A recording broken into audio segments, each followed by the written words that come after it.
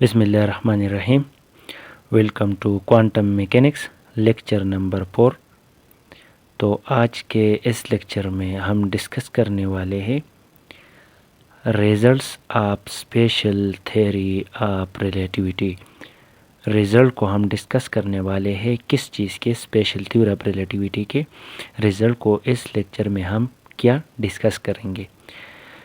यहाँ पे सबसे पहली बात यह है कि सम इंटरेस्टिंग रिजल्ट्स जो है स्पेशल थ्योरी ऑफ रिलेटिविटी के जो है वह हमारे पास 3 रिजल्ट्स है। एक रिज़ल्ट जो इसमें है मास डायलेशन है, दूसरा लॉरेंट्ज़ लेंथ कॉन्ट्रैक्शन है, तीसरा इसका टाइम डायलेशन है। तो आज की इस लेक्चर में मैं सिर्फ और सिर्फ डिस्कस करूँगा मास डायलेशन, ठीक है। तो यहाँ पे according to special theory of relativity, special theory of relativity के मुताबिक mass is not an absolute quantity. Mass एक कंप्लीट क्वांटिटी नहीं है। कंप्लीट क्वांटिटी का मतलब यहाँ ये है कि ये कोई ऐसा बॉडी नहीं है जिसमें कोई चेंज ना हो, ठीक है।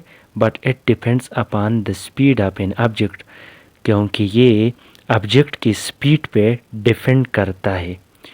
तो यहाँ पे मैंने मैथमेटिकल फार्मूला लिखा है और ये मैथमेटिकल फार्मूला जो है ये according to special theory of relativity है और विदाउट डेरिवेशन मैंने लिखा है, क्योंकि मेरा मतलब इस लेक्चर में सिर्फ आप लोगों को टाइम मास डायलेशन के बारे में सिर्फ बताना है कि मास डायलेशन आखिर क्या चीज़ है, ठीक है।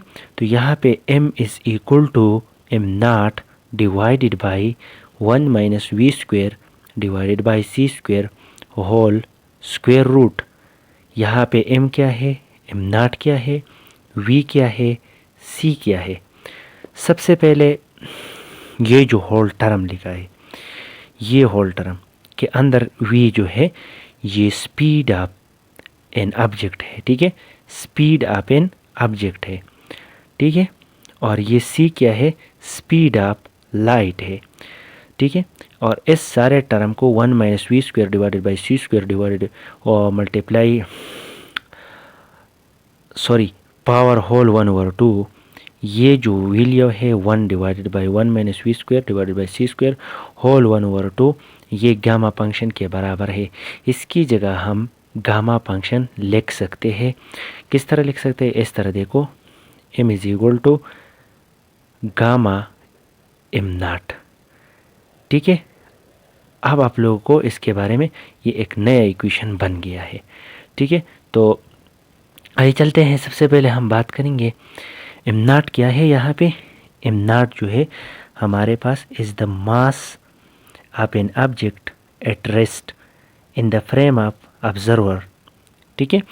जिस फ्रेम ऑफ रेफरेंस में ये m नॉट है, m नॉट हमने ऑब्जर्वर फ्रेम ऑफ रेफरेंस में लिया है और वहाँ पे ये क्या है, ये रेस्ट मास है, ठीक है। ये क्या है, ये रेस्ट मास है। और m क्या है, m is the mass of same object. ये सेम ऑब्जेक्ट की मास है, लेकिन कौन से वाले, with moving with velocity v naught, जो वेलोसिटी v नॉट के साथ मूव करता है with respect to an observer, जो ऑब्जर्वर के मुताबिक ये मूव करता है। यहाँ पे मैंने टर्म लिखा है v is less than c, so m is greater than m not. यहाँ पे मतलब ये है कि relativistic mass is greater than rest mass के। यहाँ पे रिलेटिविस्टिक मास जो है ये ग्रेटर देन रेस्ट मास है, ठीक है। यहाँ पे रिलेटिविस्टिक मास जो है ग्रेटर देन क्या है, रेस्ट मास है। तो बात यह है कि जब हमारे पास ऑब्जेक्ट की स्पीड कम हो, स्पीड ऑफ लाइट से कम हो, ठीक है, v लेस हो c से, तो relativistic mass is greater than rest mass होगा फिर। तो इसका मतलब ये है कि ऑब्जेक्ट जो हमारे पास है ये वेरी करेगा और इंक्रीज़ होगा विद इट्स स्पीड, जब स्पीड उसका हम बढ़ाएंगे तो इसका मतलब ये है कि मास जो है इसमें इंक्रीजिंग आएगी। तो ऊपर हमने डिस्कस किया है कि मास इज़ नॉट एब्सोल्यूट क्वांटिटी, यहाँ पे ये मैंने लिखा है, ठीक है। तो यहाँ पे बात ये कर रहा है कि मास जो है वो ऑब्जेक्ट की बॉडी की स्पीड पे डिपेंड करेगा। जब हमारे पास एक बॉडी मूव करता है तो द वेलोसिटी जो इसका होगा वो नियरली, फॉर एग्ज़ाम्पल एक बॉडी है, ये मूव करता है नियरली, ठीक है, nearly equal to the speed of light C. एक बॉडी है ये, ठीक है, ये क्या है, एक बॉडी है, ये एक बॉडी है और इसकी मोशन जो है वो हो स्पीड जो इसकी है वो nearly equal to speed of light है।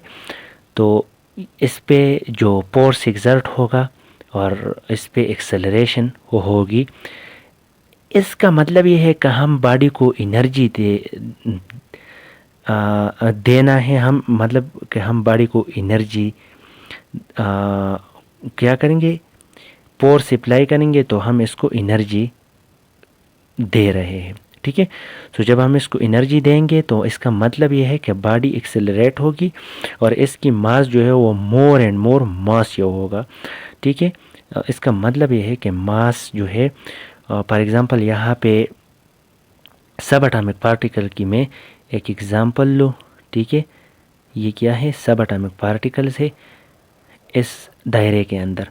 अगर ये पार्टिकल रेस्ट में हो है तो इसका मतलब ये है कि जो हमारे पास इसकी मास है वो कम होगी एज़ कंपेयर टू अगर ये पार्टिकल मूव करेगा, ठीक है।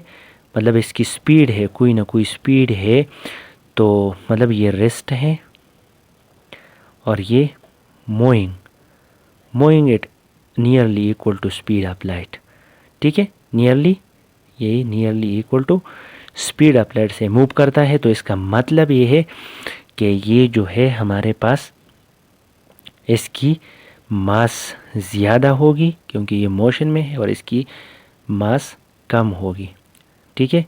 एक एग्ज़ाम्पल है, वैसे एक क्वेश्चन है, मैं आपको उसके बारे में बता रहा हूँ। यहाँ पे एक इंटरेस्टिंग क्वेश्चन है जो कि बहुत मज़ेदार है।